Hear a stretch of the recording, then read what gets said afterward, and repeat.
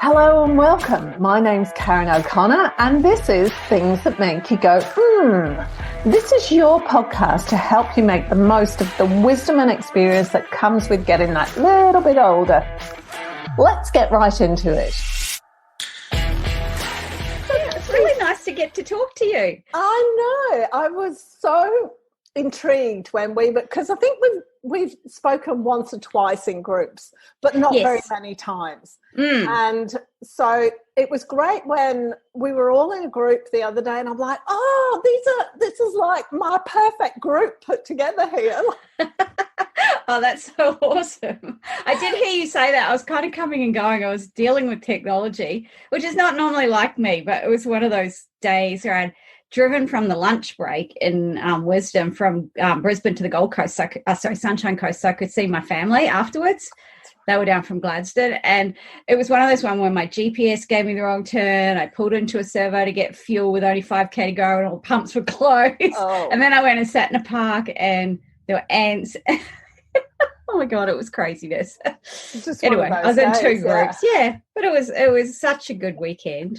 It was fantastic, wasn't it? Yeah. And what was really interesting for me was in the build up to the week. Yeah, what kept being said to me is, this is what life looks like when it's working. And I kept really hearing it, and then I just on the weekend I'm just like, yeah, it gave me so much freedom.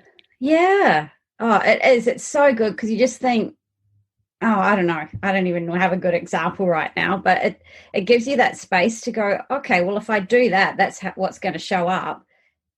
That works. Like for me right now, I'm doing all this food allergy stuff. And if I eat something that doesn't agree with me, then I'll get a sore stomach. That's life working. I had to do that a couple of years ago and do the whole elimination thing. Oh. It's just... So I ended up for about 6 months, all I could eat was meat and vegetables. So it was literally it. Yeah. Pretty much meat, veggies and nuts. I'm all right with that. Right. But the thing, because I got a blood test done and they said the things to cut out were Brussels sprouts and cabbage. Don't really care, right? Sweet potatoes, a difficult one. I mean, I love it. And then all the wheats, all the grains except barley, all the milks, apart from camel milk, or mare's milk, which I don't think I'll ever have, eggs, and coconut. Coconut and honey have been really hard because coconut's in so many beauty products. Yeah, my daughter's allergic to shea. Well, she's allergic to any tree nuts. Oh, wow. Of course, all of the body lotions that are either shea or olive or coconut, she can't use any of them. So she literally uses the really crappy ones from the supermarket. Oh, no. Been wholesome in it. Yeah. In a rash. Yeah. Oh, that's so tough. I did get one from I got some from my hairdresser, and I think the conditioner's got like some coconut derivative right a second to the bottom, and I just went, you know what? But I do have one from the health food shop, which I haven't tried yet. It's hard. It's really hard. I mean, for me, the things, I'm allergic to mushrooms. That's the only thing I'm actually allergic to. Okay. I can eat them occasionally, and then grains, legumes. Mm-hmm. Oh, wow. Shades. Yeah. So, potato, tomato, capsicum, all of those. Oh, wow. Nuts and seeds are a no-no to me, and then fructose. Oh, yeah. And fructose is a hard one. Mm. So it is like meat and vegetables. And then I find, same as you, cabbage, any of the cabbage kind of family, and I love it. It tends to make me bloat. But I've kind of learned to live with stuff, if I just do like little things. But meat and veg, I've got to do meat and veg. So, because I tried vegan diet years ago, like 15 years ago, I was so sick. And that was way before I knew any of this. Can't do it at all. Yeah, no, I'm the same. And all that whole, people were vegan and they're eating lots of grains. And I'm like, no, can't. And legumes, everything, soy. Of course. Soy's always been a... Yeah, I can't. Yeah. Corn was the other one for me as well. Right. Corn and a lot of I was taking some magnesium tablets. So that one didn't have corn, but it had coconut oil as one of them. Like, why is this just not working? I know. Yeah. It's amazing, isn't it? Oh, I'm 4 weeks in, so I've been no alcohol and no caffeine. Right. I've had like some decaf coffee with almond milk, but I normally drink tea, but I gave that up anyway. So yeah, I couldn't give up staining my teeth too much. I know, right? I'm doing Invisalign, and that just stains them. And I'm like, so many things to deal with as you get older. I know, right? I know. Oh, but both of us look like we're in great shape. We do. Yeah. I know, right? Yeah. So let's start talking. So first of all, and I always forget to do this, so you're my experiment. Tell me a little bit about yourself, like 1 to 2 minutes, just of your background of yourself and where you are right now. Okay. All right. So where do I start? So I was born in New Zealand. So every now and then you'll hear a little bit of an accent come through. It's very, very rare these days. And I've lived in Australia about 16, 17 years on and off, Gold Coast and Brisbane. And I'm originally a lawyer. I was trained as a lawyer, and then I've been working in-house as a lawyer and property manager for about the last 17 years. So I work for a guy I've known for 22 years now and work for him. And I also do another job 2 days a week, property management. And so I'm coming to the end of my Masters of Counselling. I had a friend of mine say, oh my God, you should counsel people with relationships. Would you like to do that? And I'm like, yes, I would love to. And so I started my degree 3 years ago, and I'm just about to finish it. Personally, I've been married 20 years next month, and we don't have children, but got some gorgeous nieces and nephews that they're the ones I got to see last weekend. So. Wow. Yeah. So your so you've changed from being a lawyer to a lawyer and a property manager, with more emphasis on the property manager, and now you're going into counselling. Yes. Yeah. What I really got was being a lawyer was something my parents wanted me to do.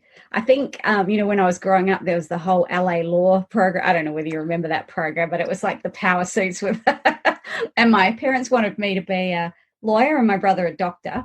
Turns out my brother is a cop, so we're kind of like law and order. That's but I just it wasn't the thing that I wanted to do. It's just very confrontational.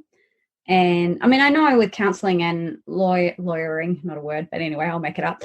It is dealing with people's issues, but it's just a different type of way of approaching it. Mm.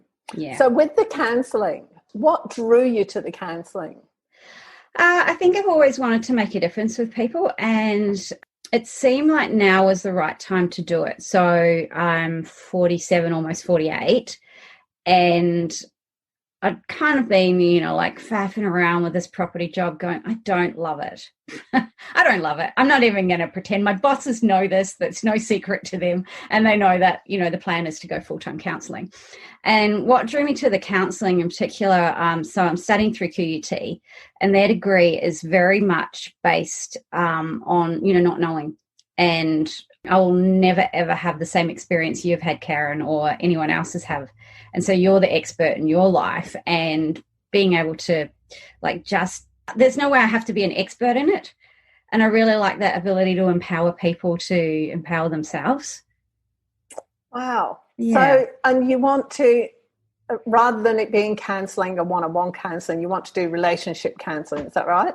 That's right, yeah. So my practice name is Open Relationship Counselling. So a lot of the focus, there will be relationships like our standard, hetero, mono, normative relationships, but a lot of the focus will be on relationships that are more open relationships, or polyamorous or swinging, where people are like ethically going into these types of relationships, and they do it with open communication and consent obviously the big one. It's a lot different from cheating, but yeah, the emphasis on people really building their relationships to look the way that they want them, rather than what society says we need to do for the last however many years. It's just basically said it's a man and a woman together.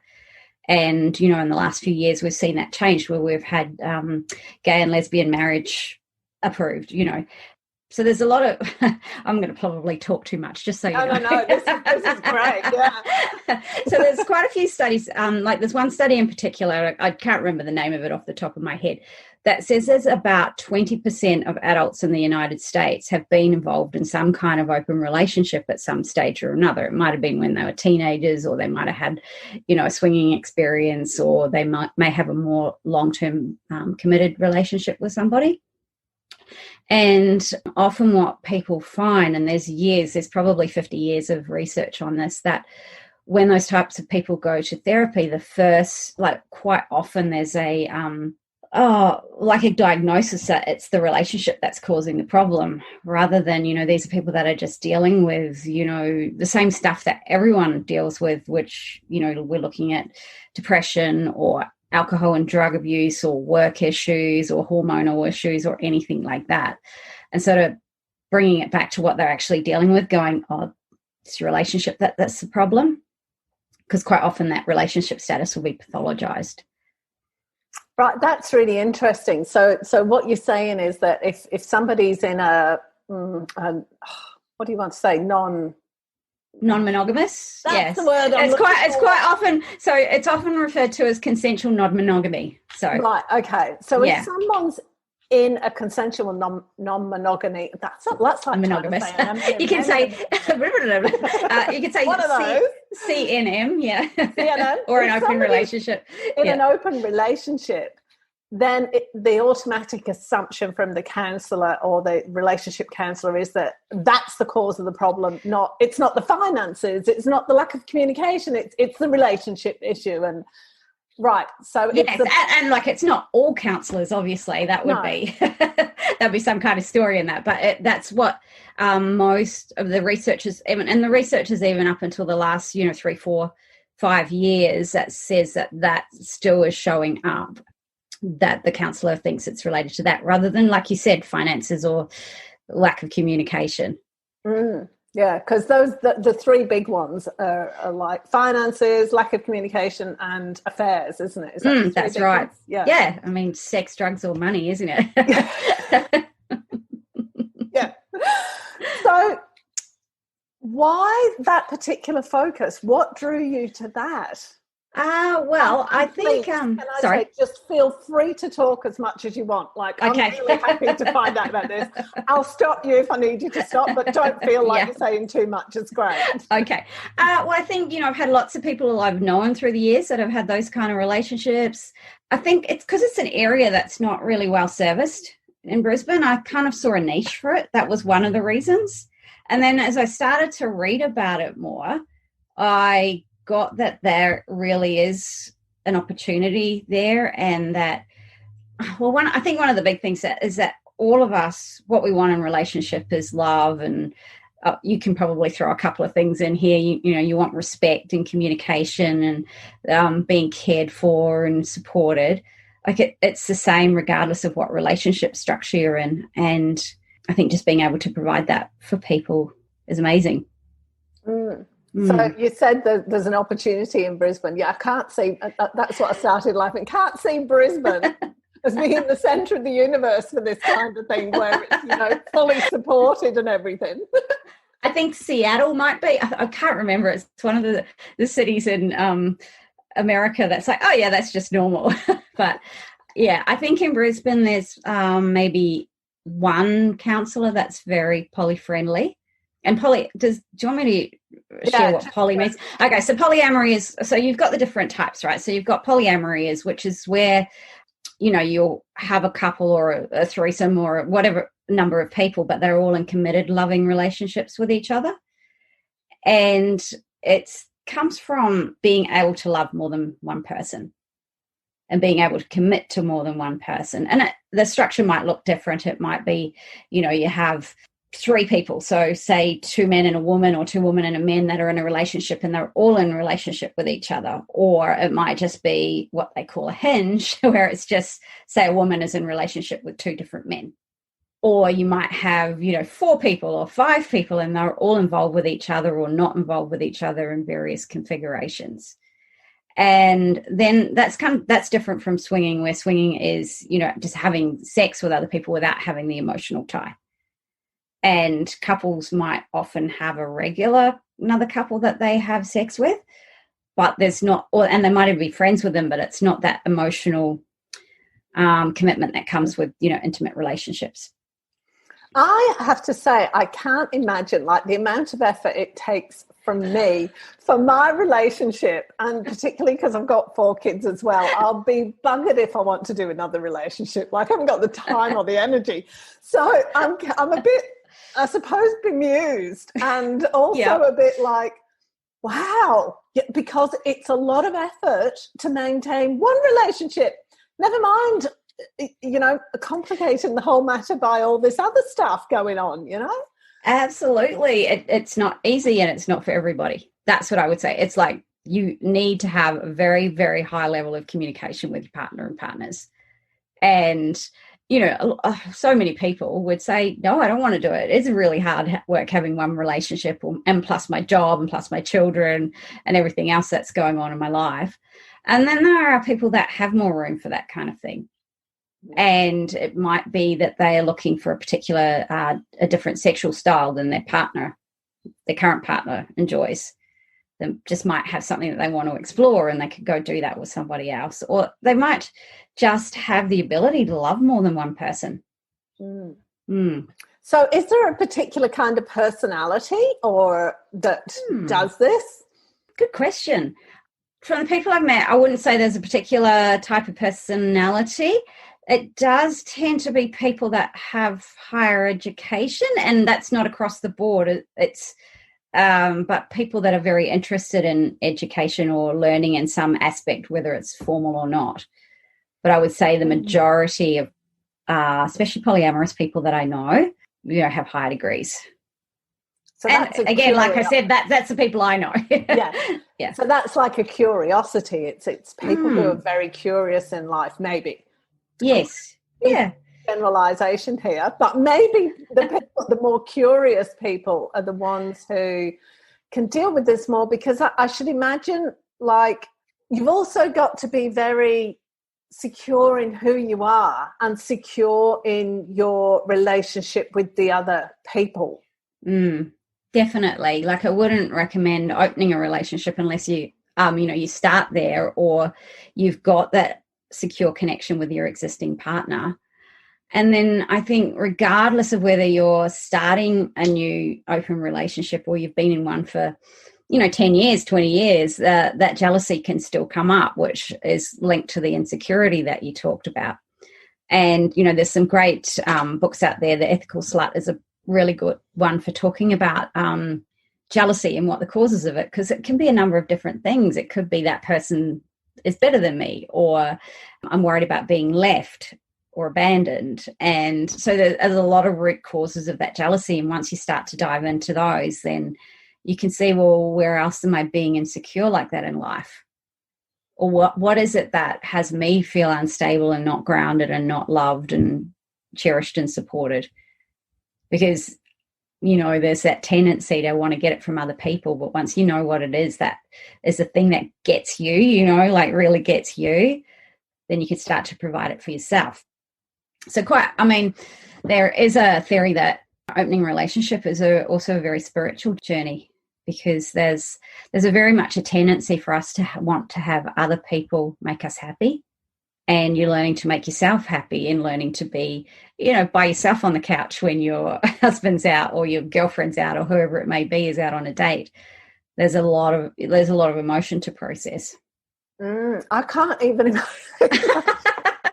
Sorry, I'm just like, oh no, my brain's just going. Also, my brain's split in two. One side's going down this imaginary tunnel, I'm trying to just picture all, and the other one's going, stay present in the conversation. Well, if you want to go in the tunnel a little bit, just tell me what's in there and we can keep talking.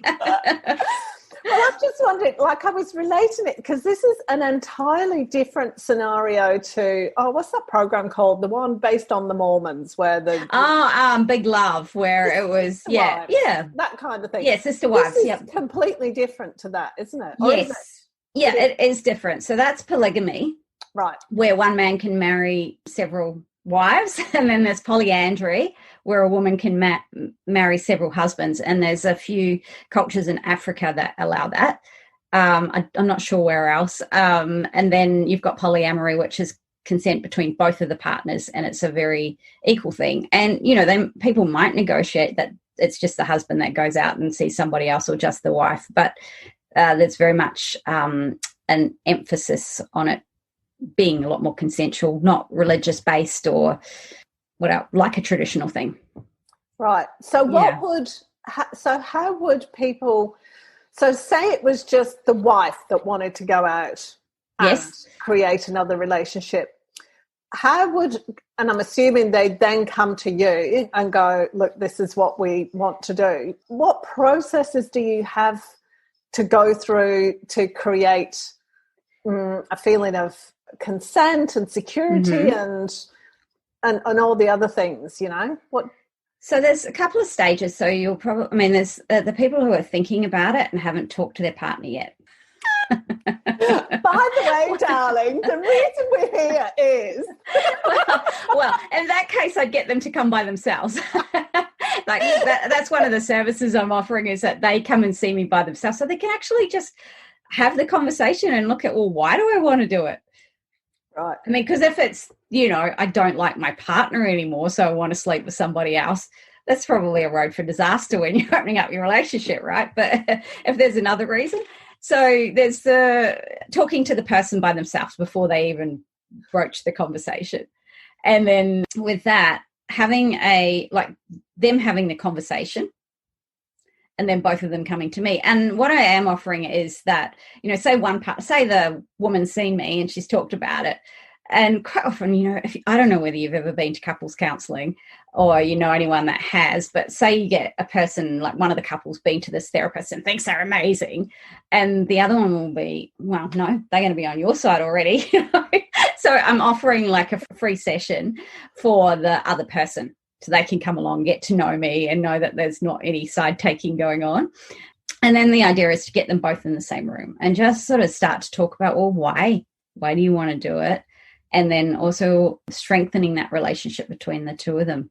Like, what is it that they love about each other? Why do they want to stay and not just move on to somebody else? Because that's always an option. And then looking at what's going to provide some safety and some boundaries. So some agreements, you know, quite often couples will have safe sex. That's always one that I'd highly recommend, of course, safe sex arrangements. Or they might have, I don't want you going out. I mean, if you're going out on a date, be home by 10 o'clock or 11 o'clock, no sleepovers, or little things, or just kissing to start. Little steps that the person who hasn't come up with the idea can just say, stop, I'm not comfortable, or can we slow down? Right, and just really working with them in that process. Sorry, I interrupted. No, that's really, it's really fascinating because, I mean, having never thought of this, I'm thinking on my toes here. And we didn't have a lot of time before the interview, really. To even have a conversation. So I'm just kind of like, okay. So, because if I put myself in that situation where John said to me, okay, I want to stay in our relationship, but, you know, I want to go out and meet other women. Because I'm sorry, but are you just talking about where they want a solid relationship with somebody else, or where they're kind of going out dating? And that can be up to them. It really is how they want it to look. And, you know, sometimes it will be, say, one of the couple might have known someone for a really long time and just develop feelings for them, and then want to take that a little bit further. So there's already all that love present. Yeah, so rather than having an affair and doing it behind their partner's back, they're trying to do the right thing. And it wouldn't, John said that to me, it would not land as doing the right thing if he came home with somebody else, but I want to stay with you. And that's, I suppose, is where you come in and you start talking about what are you making it mean and blah, blah, blah. Yeah, because, you know, you'd feel guilty. Like a lot of people feel guilty for, even if their partner says, yes, you can go and do it, there's that inherent guilt that would be there because we're so used, like, you know, all of our TV shows, sorry, not all of them, but most of them, and our books, our fairy tales are all a man and a woman. And anything outside that is a little bit unusual, and we're just so not used to it. There can be a lot of guilt that comes up when people do start to go outside the relationship, even with consent. Yeah, we're so used to it being a certain way, we don't go outside that. And, I talked about The Ethical Slut before, and that's a book that I think it was written in the 80s or 70s. I'm terrible at remembering facts like that. But they basically said, well, what if we came from the proposition that sex is good or it's nice and good for you, instead of it being such a taboo topic to talk about? Yeah, that's fascinating. So rather than looking on sex as being, do you know, I've got to say this here, right? Yeah. I was talking to my eldest daughter the other week. She's 21, just turned 21. And it turns out that her sex education at school, and she went to a private all-girls school, consisted of you and your husband will sort things out when you get married. Oh, wow. Okay, so that's only like in the last, 5 years or so? Well, she was about 13, 14. So yeah, okay. 7 or 8 years ago. Yeah, that was her sex education. Okay. They learned about the actual mechanics of the whole thing. You know, this is how you get pregnant. But beyond that, no. The girls were actually told it's something between you and your husband and you need to sort it out after you're married. Yeah. No empowerment in that, really. I mean, I don't know, because you think the knowledge, the knowledge gives us some degree of power, or talking about it and communicating about it, when it's limited to that narrow range, how much... Yeah. So how much of this has to do with, and I'm going off on a vague tangent here, so yes, you can bring me back if you want to. How much of this has to do with that requirement for women to be the sole property of one guy? Good question. Let me have a look. How much of it? Well, I think that our narrative in our society is that, as a woman, you'll just belong to one man, which is kind of ridiculous, because I don't know. Did you have boyfriends before you were with John? Not many, but I had Exactly. Right. My money's worth. Yeah. So you never would have been, we're not like we meet someone at 18 and we stay with them for the rest of their lives. No. It's just that these relationships are more simultaneous rather than, one after another.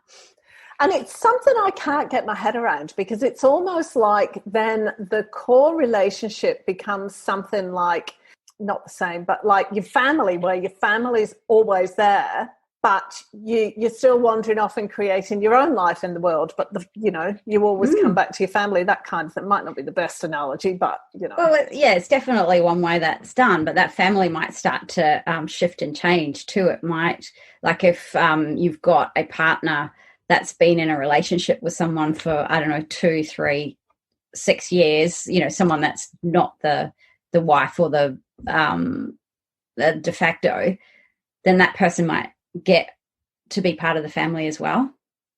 It depends. Like some couples like to have a very inclusive type arrangement, not that they're all sleeping together, but they do things like have family dinner, or they get together regularly, or they know each other, like they'll talk on the phone, or they'll know what's going on in each other's lives and support that. Or it might be a don't ask, don't tell. Yeah. I just can't get my head around it. I'm really...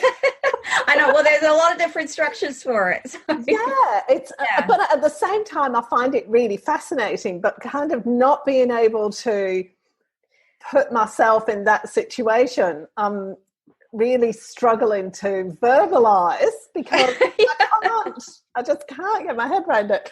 So if somebody were to try this first time, which relationship would be the easiest one to go for? I'm going to drive you crazy, because I'm not going to give you an answer to that. So, the answer I'll give you is very much, it depends on the where they're starting. Right. So if it's a couple and one of them has fallen in love with their best friend or something like that and wants to enter a sexual relationship, then it's going to be different from someone who just wants to go out and bar hop and do one night stands, right? It's a very, very different scenario. Right. And what age range are the people? Do they tend to be younger people, or is it middle-aged people? Full range. I think that I would say, there's teenagers experimenting, and then I don't have the statistics on this, and then I think the 20 to 30 before people settle down and have babies. And then I think once you hit mid-40s, Well, actually, I don't even know. I think I'm making those statistics up. But there is, I think once the children have gone, that's another time when it's likely to open up. Yeah, because you get a bit more energy and time to yourself. That's right, yeah. And the financial pressures are gone as well. Yeah, exactly. Or when, there's that so-called magic age for women and men where the hormones are at peak. I think, what is it, men like 18 and women like 30, 35, 37, somewhere around there. Like that, yeah, I mean, that might be something that pushes it, like starts to, or has people start to think about it then. Right, and does it tend to be, I mean, you kind of answered this, but does it tend to be childless couples, or is it bear no relation? No, I've met people that have had children. I've met people that have had children and they've had someone else come into the relationship that then starts to look after those children and has taken the husband and wife's last name and I think is planning to have a child with them. I've met people that there's no children involved, or there'll be children in the outside relationships. It can be either. And there's a varying degree of people being very open with their children or waiting till they're a bit older to talk to them. So in terms of when people come to you, is that like mainly before they start doing this to negotiate the whole deal, or is it afterwards? Well, I'm opening my practice in December, so I can't, that's just to be clear on that. So I'm not opening, so I'll be able to answer that after December. Just that I need to want to finish my degree before setting up the clinic. But I have, I've talked to a lot of poly people in particular over the years. So most of the people I've spoken to are already in established relationships, and there are a few that are like, oh, I don't know, I'm kind of interested in that, and they have started to open their relationship or see more than one person at a time. There might be someone who's single and then starts to see more than one person. So it doesn't also always necessarily start from a couple. And then just them being able to have some kind of safe space to share without judgment. So I'm assuming for your master's you did some kind of dissertation, thesis kind of thing. What was that on? Oh, we don't have to do a dissertation or master or thesis. I know. I'm so excited about that. We do a clinical project, and I haven't been able to do mine on polyamory or open relationships, merely for the factors where part of our work is based on the work that we're doing with our clinic clients. So we have clinic for the whole year, and I'm not seeing any poly clients. I don't know how we would have arranged that because they come through the university. But I have written a number of papers looking at the the power imbalance, because there's, like I said, the narrative in our society that people are monogamous, and that can cause a power imbalance if the therapist is saying, no, you can't be anything but that. And then the client walks away, disempowered and not really listened to or heard. And then I've done other assignments on just what kind of counsellor would be needed in that area. Because you've got people that are, because you've got people who are taking on having the relationship that they're designing. So they're probably not going to want a counsellor that's going to tell them what to do. And then we also look at how family systems therapy can come into that, because sometimes things like, genograms can make a difference to be able to map out where all the relationships are, what who's in relationship with who and how long people have been together. And so you used two technical terms then. One was something about family therapy, and then family systems therapy is basically, we all have families, we have, whether we see our families or not, we have parents, and then we might have siblings, and then we might have children, and there'll be a way that you relate to those people. Some of the family systems stuff looks at first child, second child, but then there's also, different ways that you are in a relationship. I don't know whether you've had this experience where John will say to you, can you put the rubbish out? And you're like, yeah, sure. And then 2 hours later, you still haven't done it. And then he gets mad. And it makes him mad, but you keep doing it. So you've got that kind of causation cycle going on there. And the same thing can happen open relationships where, you might say to your partner, I don't mind you going on a date, but can you be home by 10 o'clock? And they come home at 11 o'clock. So what's going on there, looking at that? Or different, like another family systems aspect is a concept of triangulation. We triangle, you know what a triangle looks like, and you might have 3 people in a relationship and 2 of them can side with one of the others, against the other, or that kind of imbalance in power there. And one of the things that I really stand for is that just because you've got a couple that are in a relationship with other people, that those people don't feel like they're second-class citizens. And of course that primary relationship has, longevity, or they might have shared finances or shared children, and there's a lot of commitment there, which never ever should be discounted. But it doesn't mean they can go, all right, you're not seeing her anymore, without any explanation or anything like that, and have that person just treated like they're disposable. Yeah, because the balance of power thing is actually quite fascinating, because that, to me, would be the main, or what I can see to be the main issue when it comes right down to the core of it, is there's a loss of power for the person whose partner wants to have another relationship. They're going to feel powerless, and then they might turn it round and turn the power against them and go, no, you can't, and just that's right. And so what I really want to focus on is that everyone in the relationship feels empowered, because you've got, say you have a guy that's been in a relationship, a marriage for 30 years, and then he starts seeing somebody new. There could be that very much she's a shiny new toy, and the wife or the partner is a little bit feeling unattractive, or feeling like she's not getting the attention. And yet the new person in the relationship is sitting there going, well, I'm never going to have 30 years of marriage with this guy, and I want that. And they can't, because, we can't have multiple marriages in Australia.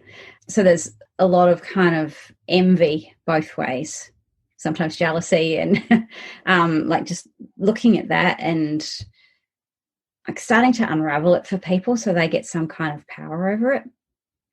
It's like this rabbit hole that you just disappear down, Oh, yeah. Head spin. Well, it's interesting, because there's been quite a bit on TV.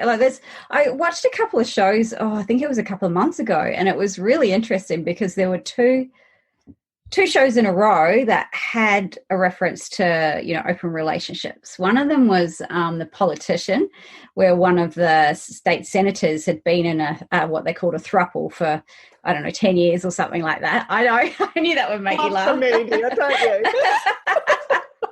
I knew it was going to make you laugh. And then I can't remember what the other one was, but it's a really different storyline to things like, think about Twilight. Is one that always comes to mind, where there's the vampire and the werewolf, and she doesn't know which one she loves.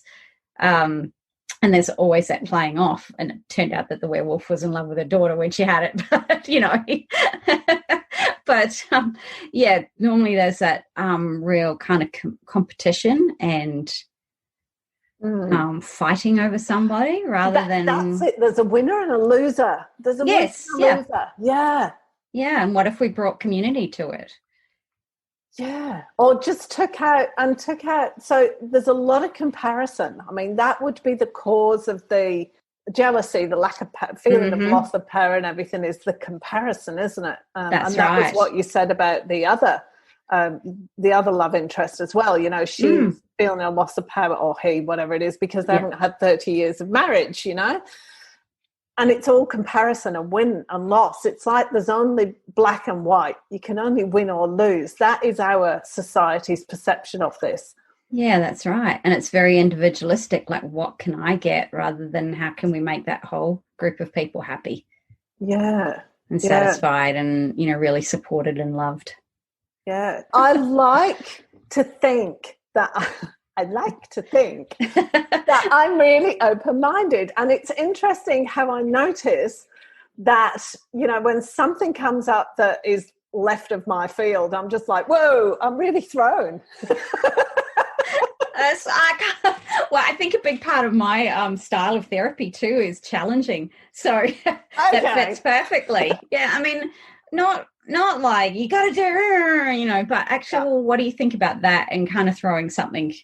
There's another guy that's in my counselling group. He calls it throwing hand grenades. But my brother does that really well. Yeah. He says, if he's bored, he'll just chuck a hand grenade onto Facebook and then sit back and watch the laugh.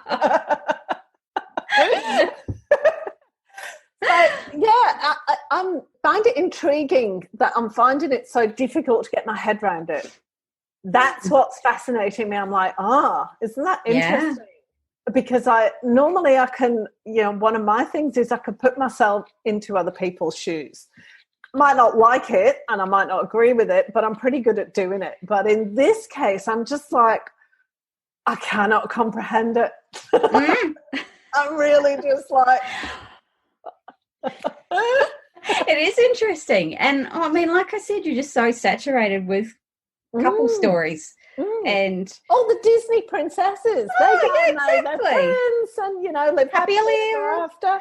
Yeah. Yeah, and they still look the same when they've had 8 children. They can still fit into the same dresses. I don't think so. Exactly.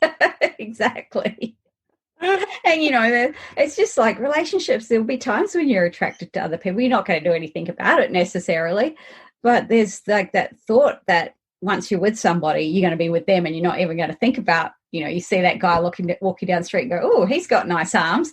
Like, it's not expected that you'll be real about having those sorts of thoughts.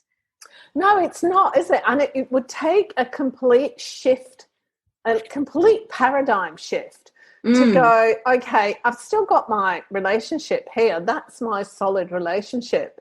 But I am able to go over and indulge that idea, fantasy, whatever you want to call it. I don't know what the right term is. That's a paradigm shift for people. It does feel as alien to me as going to a different culture. And yeah. Oh, look, it's definitely not for everybody. And then I think if we think about the divorce rate is something like 50% or getting close to 50%. And I remember reading some book that said, if we had cars that were failing at that kind of rate, we'd have an automatic recall. And so it's just like looking at, well, what other ways could we do marriage? And this book was discussing, people living in separate houses and only seeing each other 3 nights a week, and that really worked for them. Or then this concept that I'm talking about with more sexually open relationships. Or I don't know, you get a group of friends living in the same house rather than it just being, and I don't mean like uni students, but as we get older, living in that kind of arrangement and being really supportive of each other. And just starting to think outside that normal. Yeah, it's really fascinating because like now you've spoken to me about it, I'm like, oh, okay, I'm starting to be able to visualize it, but it is only a start for me. Yeah, it's just like that's the entrenched belief. That's right. People. Yeah. Yeah. And I think as we move through society now, we're getting more of right, I'm going to apologize to everybody here. I do not know the technical terms, right?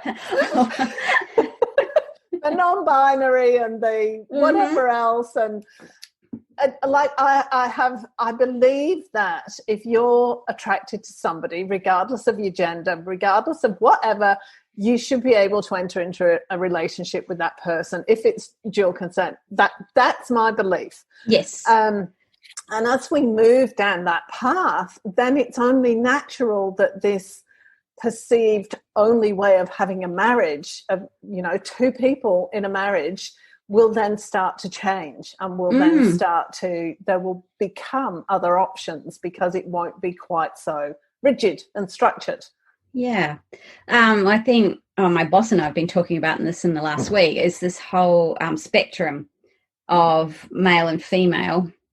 And then I think there's a spectrum of monogamous and non-monogamous. We'll all be on a scale. There will be somewhere on that, and it might shift during our lives.